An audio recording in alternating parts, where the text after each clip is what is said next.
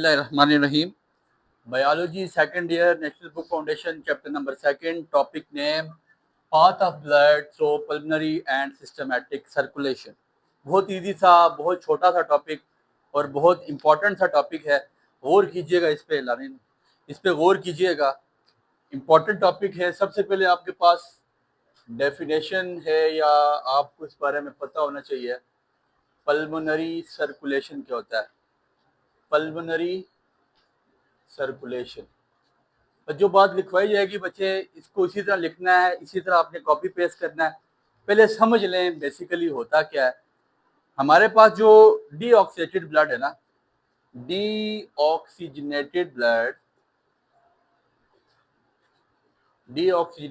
Blood from the right atrium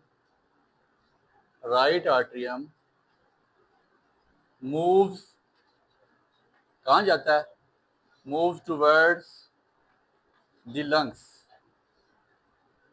कौन सी जगह से, थ्रो, किस वेन की मदद से, किस आर्टरी की मदद से, थ्रो पल्मोनरी आर्टरी।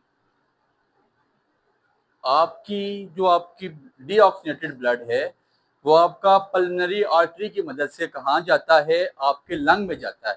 लंग से क्या होता है, वहां से ऑक्सीजन लेके फ्रॉम लंग्स, ठीक है जी, लंग से क्या करेगा, from lungs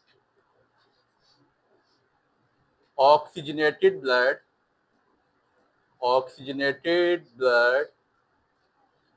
moves towards the left atrium through pulmonary vein. This circulation is called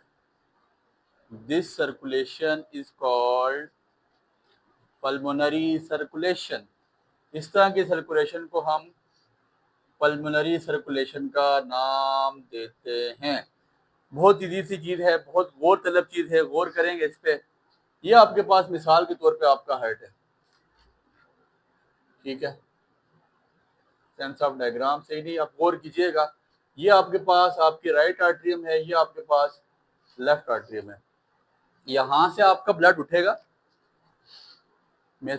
यहाँ से आपका ब्लड उठेगा, ये आपके पास आपके लंग्स है,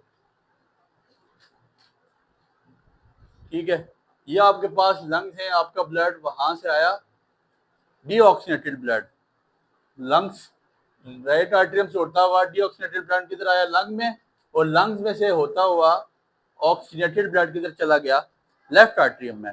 तो राइट से लंग्स और लंग से लेफ्ट आर्टरियम में जो आपके पास सर्कुलेशन हो रही है, इस पूरे सर्कल को हम किसका नाम देते हैं, पल्मोनरी सर्कुलेशन का। ठीक हो गया। फिर उसके बाद दूसरी तरह की जो सर्कुलेशन है जिसके बारे में हमने लिखा, सिस्टमैटिक सर्कुलेशन। अब क्या होगा बच्चे, oxygenated blood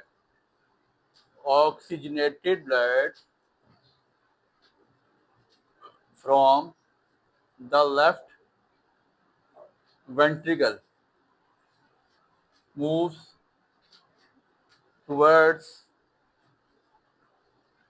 the body tissues, ठीक है। जो आपका ऑक्सीजनेटेड ब्लड है वो क्या करेगा, लेफ्ट वेंट्रिकल से उठेगा और आपकी पूरी बॉडी में, बॉडी टिश्यूज में चला जाएगा and move back towards the right atrium. कहाँ जाएगा वापस, राइट आर्टरियम थ्रो सुपीरियर, कहाँ से आएगा, तो superior and inferior vena cava.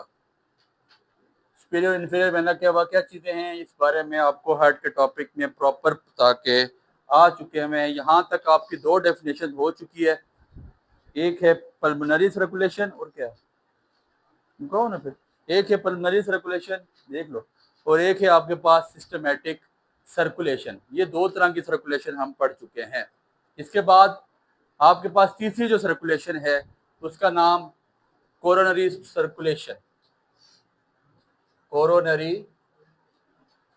देखिए आपका हार्ट अगर आपकी पूरी बॉडी को ब्लड दे रहा है तो ऑफ कोर्स इसमें कोई दो राय नहीं है कि आपके हार्ट को भी ब्लड की जरूरत होगी और जरूरत पड़ती है। ठीक है, आपके हार्ट को भी ब्लड चाहिए होता है। ठीक है जी, तो it is the circulation, it is the circulation in which the blood moves in the veins and arteries, in the veins and arteries towards the heart muscles।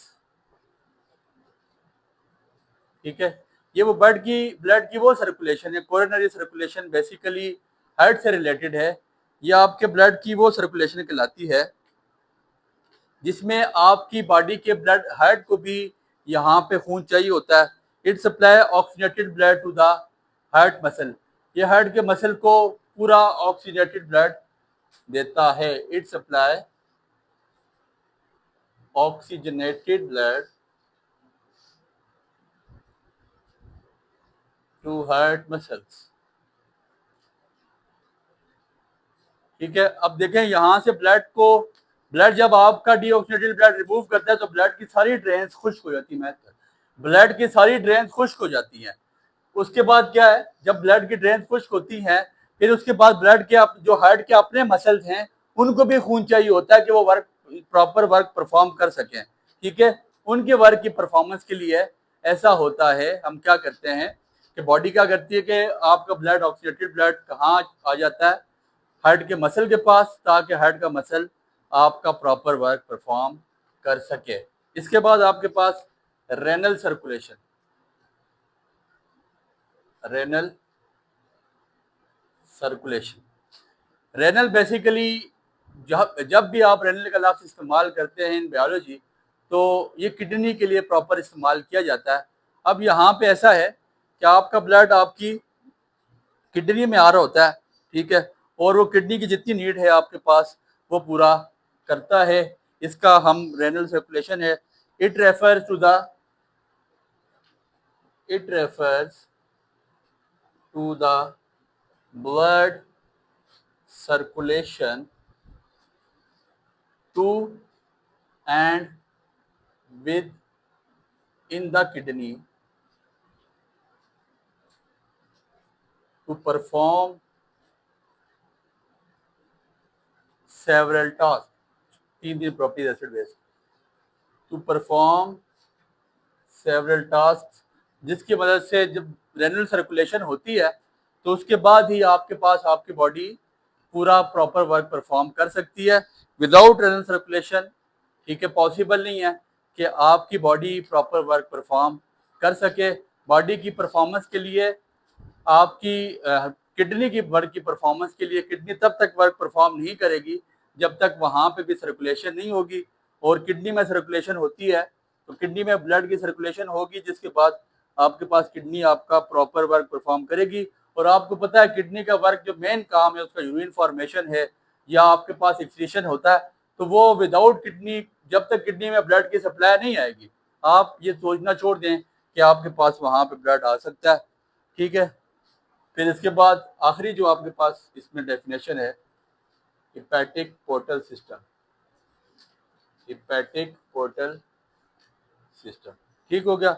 इसमें क्या है, यहाँ पे आपकी बॉडी में जो आपकी लिवर है, जो आपकी बॉडी में स्प्लीन है, जो स्प्लीन बेसिकली कहा जाता है graveyard of red blood cells, कि जहाँ पे आपकी रेड ब्लड सेल दफन होते हैं।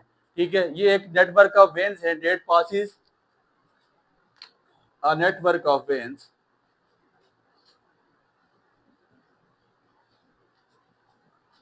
a network of veins they transport blood from digestive tract, they transport blood from digestive tract, spleen, liver, देखिए जितने भी आपके पास सिस्टम है, आपका सर्कुलेटरी सिस्टम, आपका डाइजेस्टिव सिस्टम, आपका रिस्पायरेटरी सिस्टम, ये सारे सिस्टम तब तक वर्क परफॉर्म करेंगे जब तक उनको ब्लड मिलता रहेगा। Without blood circulation it's not possible कि इनका वर्क प्रॉपर परफॉर्म हो सकता है। तो हेपेटिक पोर्टल सिस्टम में बेसिकली आपकी बॉडी के जितने सिस्टम हैं, ठीक है, वहां पे ब्लड की सर्कुलेशन होती है और उस जगह पे ब्लड की सर्कुलेशन से ऐसा होता है कि आपकी बॉडी वर्क प्रॉपर परफॉर्म करती है। ये आपका ये टॉपिक छोटा सा टॉपिक है, path of blood through pulmonary and systematic circulation, कि किस किस जगह से ब्लड की फ्लो हो रही है। सबसे पहले हमने पल्मोनरी सर्कुलेशन के बारे में पढ़ा कि जो ब्लड दिल से जाता है लंग में और लंग से वापस आता है, वो कहाँ से कहाँ जाता है और उस पूरे सर्कल का नाम हमने दे दिया। उसके बाद फिर सिस्टमैटिक सर्कुलेशन पढ़ा। जितने भी आपके पास आपके सिस्टम्स हैं, like digestive system, respiratory system, उसमें जो आपके पास ब्लड टिश्यूज जहाँ पे आपको उस जगह पे जब ब्लड की रिक्वायरमेंट होती है, ये ब्लड वहां पे रिक्वायरमेंट पूरी करके वापस आ जाता है with the help of superior and inferior वगैरह के हवा। फिर उसके बाद कोरोनरी सर्कुलेशन, जाहिर सी बात है कि अगर ब्लड हार्ट जो है ना ब्लड आगे ट्रांसफर कर रहा है, ठीक है, लेकिन ब्लड को भी जो हार्ट को भी आपके पास ब्लड तो लाजमी चाहिए होगा, हार्ट मसल्स को ब्लड चाहिए होगा।